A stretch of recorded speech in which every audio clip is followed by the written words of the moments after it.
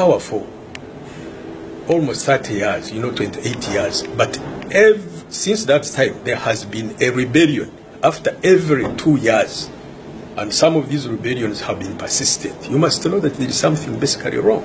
So if you look at the rule of law, look at, for instance, when we were going, we said we wanted to build, an integrated, self-sustaining economy and so on, which will give jobs to our youth, which will produce, which will promote an industrial revolution.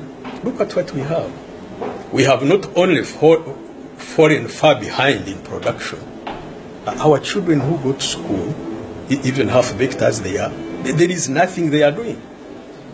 The joblessness in our country has reached such a levels that it is now the leading national security issue. I wonder if those leaders understand.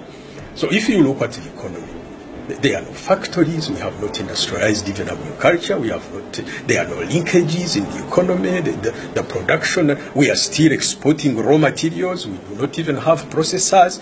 The things which we used to have, like the farmers' cooperative unions, we destroyed them because of our thefts, and so on. The list is endless. We got to Karamoja, because it was one of those, 30 years down the road, the only thing you can talk about is disarmament. In 30 years, 20 years,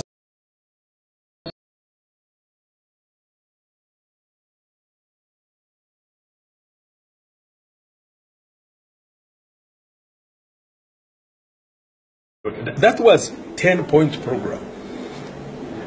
Lee Kuan Yew of Singapore, it took him less than 30 years to turn Singapore from third world to first.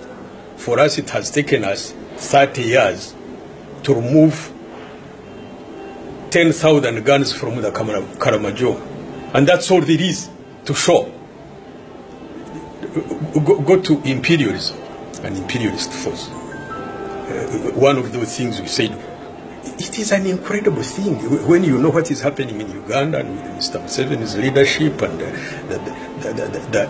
the new imperialist march in the new historic epoch. You just wonder, how can we be more retrogressive than that Munyabingi woman? I think she was called Muhumuza Muharawa Nkanza, the one who fought against colonialism in the hills of Kigezi in the 1900s, I think. She's more progressive than Mr. Museveni. Mr. Museveni is the collaborator of imperialism of old. So even on those, the idealistic, ideas, the idealistic missions which we thought we would stand up for. Look at issues of regional cooperation. Look at the East African community. We've been on that project for 30 years. Nothing. Look at the regional wars. Look at the instabilities everywhere. Yes, there is an argument that Uganda has helped to forge liberation movements but you see, some of these, you must not only start wars, you must have the capacity to win them. Do not burn areas. So you can see the extent of Mr. Museveni's interference in regional affairs without a clear vision of how to even get out of some of these experiments which he wages himself, to the extent that our region is more unstable than we found it. Our region is more, our country is more unsure about its future than we found it. On the basic things, we have failed. We have failed as the people who went to the bush and saw the death of thousands of our countrymen die in defense of the values which they thought were worthwhile. We have seen everything fall by the wayside. And the only decent thing to do would be to give way. But apparently, you see, once there is a dictatorship, then there is fear, People now do not know what next, if they were to leave, and so on. You find that it's a very, very big problem. We are on a crossroad because also it is not sustainable. I think the government knows that it is not sustainable, that they cannot oppress the people forever. It will have to be stopped. So, the behavior of the regime towards my coming back when they blocked me, when they deployed at Entebbe, you'd imagine that I was an invading force, some force coming, a single person on BA. So it was linked. It's linked. It's lack of accountability for power. It's lack of accountability. There are no institutional measures in place.